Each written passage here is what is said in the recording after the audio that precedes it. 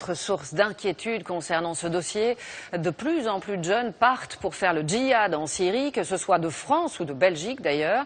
Il y a de vraies filières de recrutement. À Vilvoorde, par exemple, une petite ville de 40 000 habitants, 30 jeunes hommes sont partis pour Damas ou d'autres villes du pays.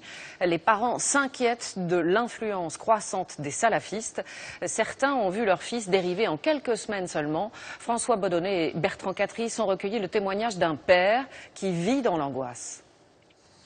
Pour préserver la vie de son fils de 20 ans, combattant en Syrie, ce Belge d'origine marocaine préfère cacher son identité.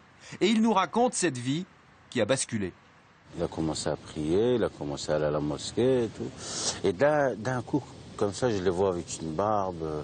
Et en 2 mois de temps, il commençait à parler de djihad, de ceci, cela. Au début du mois d'août, il découvre que son fils est parti sans prévenir. Qu'est-ce qu'il vous dit au moment où il vous appelle?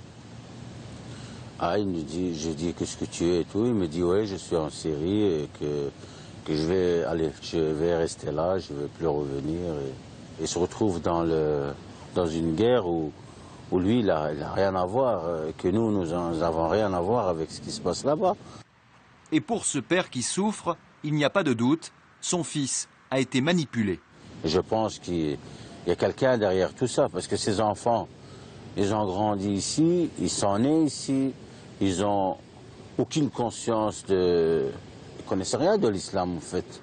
Alors, comment ce jeune homme, bien intégré dans la société, a-t-il été recruté?